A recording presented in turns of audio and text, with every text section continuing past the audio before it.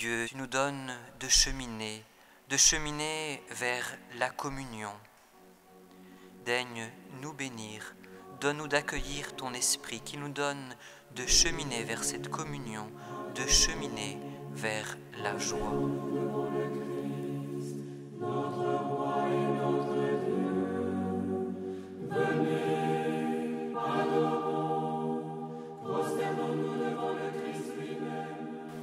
Au nom du Père, du Fils et du Saint-Esprit.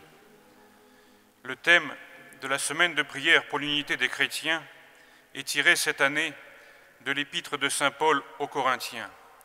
Le Christ est-il divisé? À la manière d'un père ou d'une mère ou d'un pédagogue devant le comportement inadéquat, voire inacceptable, de celui qu'il a la charge de faire grandir, l'apôtre Paul pose une question insensée. On pourrait dire qu'il dit une bêtise encore plus grande que celle qui a été faite pour bien marquer le coup, la division des chrétiens de Corinthe. Et malheureusement, il n'est pas nécessaire de remonter au temps de ces chrétiens de Corinthe pour parler de division, ni même de remonter au premier millénaire de l'histoire de l'Église et des grandes divisions.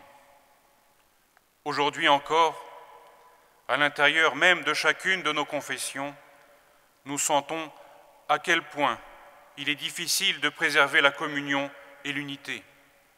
Ce don de Dieu semble bien fragile dans nos mains quand nous sommes mus par d'autres considérations que le Christ. Quant à l'exemple de l'Église de Corinthe, Paul, Céphas et Apollos prennent pour les chrétiens la première place à la place du Christ.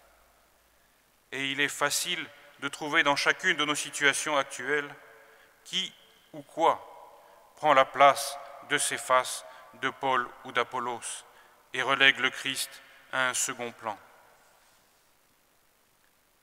Or, le texte que nous venons d'entendre, tiré de la première épître de l'apôtre Jean, le tout début de cette première épître, que nous appelons souvent le prologue, parallèlement au prologue de l'Évangile du même Jean, nous plonge dans cette joie du mystère de l'incarnation de Dieu. Alors que nous sortons à peine de ce temps de fête de la Nativité et de la Théophanie, qui nous ont fait entrer dans ce mystère de l'incarnation et de la manifestation de cet enfant, de cet homme comme l'un de la Sainte Trinité, nous entendons en ce jour cette lecture. Je reprends dès le premier verset qui est beaucoup plus explicite que ce troisième. Ce qui était dès le commencement, le Christ, ou comme l'Église orthodoxe le chante dans le Kondakion de la fête de la Nativité, le petit enfant, Dieu éternel. Ce que nous avons entendu, ce que nous avons vu de nos yeux, ce que nous avons contemplé, ce que nos mains ont touché du Verbe de vie, car la vie s'est manifestée, nous l'avons vu et nous en rendons témoignage. Ce grand mystère où l'invisible devient visible. Et qu'est-ce que les apôtres ont vu et entendu? Le Christ lui-même leur en fait sentir la grandeur quand il leur dit, dans l'Évangile selon saint Matthieu au chapitre 13, « Quant à vous, heureux vos yeux parce qu'ils voient, heureuses vos oreilles parce qu'elles entendent.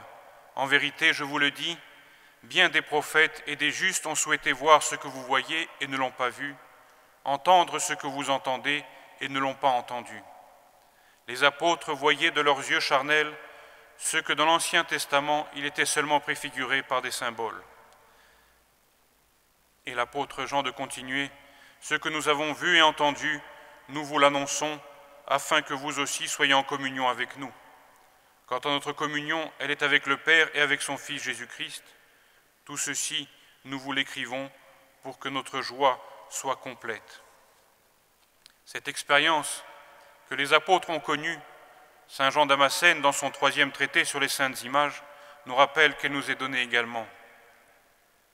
Ainsi, les apôtres avaient vu de leurs yeux charnels Dieu devenu homme, le Christ. Ils avaient vu sa passion, ses miracles et entendu ses paroles. Or, nous aussi, qui suivons les traces des apôtres, nous désirons ardemment voir et entendre. Les apôtres voyaient le Christ face à face parce qu'il était corporellement présent. Mais nous, qui ne le voyons pas directement, ni n'entendons ses paroles, nous écoutons quand même ses paroles par l'intermédiaire de livres et sanctifions ainsi notre ouïe et par là notre âme. Nous nous considérons heureux et nous vénérons les livres par l'intermédiaire desquels nous entendons ces paroles sacrées et sommes sanctifiés.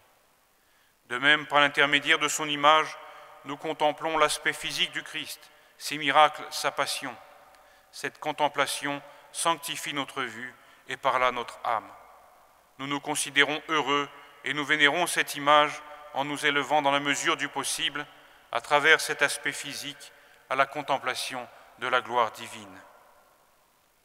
Cette expérience, ce message, l'apôtre nous l'annonce. Dieu est lumière, en lui point de ténèbres. Voilà de quoi nous encourager dans notre recherche de l'unité, de la pleine communion. Nous pouvons avancer avec confiance si nous nous basons sur le Christ, si nous nous centrons sur lui. En lui, point de ténèbres, et donc aucun risque d'égarement. Alors, marchons en toute confiance vers le Christ qui nous mettra en communion les uns avec les autres. Par son sang, nous purifiera du péché de notre division. Tout cela peut paraître inaccessible à vue humaine. Nos divisions sont trop anciennes. La marche vers l'unité est trop lente et semble même entravée au point de ne plus avancer. Mais contemplant ce mystère de l'incarnation, transmis pour que notre joie soit parfaite, nous sommes encouragés dans cette voie. Et comme le rappelle saint Cyril d'Alexandrie dans un passage de son dialogue sur l'incarnation, aussi, Dieu le Père, dit-il quelque part aux Juifs, par la bouche de l'un de ses prophètes, « Regardez, vous qui faites des dédaigneux, étonnez-vous, disparaissez, car de vos jours, moi je vais accomplir une œuvre que vous ne croiriez pas si on vous la racontait. » Le mystère du Christ risque en effet de n'être pas cru parce qu'exagérément étonnant. Il était Dieu dans une humanité et dans notre condition, celui qui est au-dessus de toute la création. Lui, l'invisible, était visible selon la chair. Lui qui venait du ciel et d'en haut avait l'allure des êtres terrestres. Il était tangible, lui l'impalpable. Lui qui de sa propre nature est libre était dans la forme de l'esclave. Lui qui répand la bénédiction sur les créatures était maudit. Il était compté parmi les sans-lois, lui qui était toute justice. Il apparut mort, lui la vie. Devant ce mystère si exagérément étonnant, comment pouvons-nous ne pas croire que le Christ arrivera à dépasser nos divisions et à nous amener à la communion les uns avec les autres? Préoccupons-nous de vivre dignement et en plénitude la vocation de notre baptême, selon ce qui nous a été annoncé, et alors nous avancerons dans la lumière vers la communion les uns avec les autres, purifiés par le sang de Jésus de tout péché.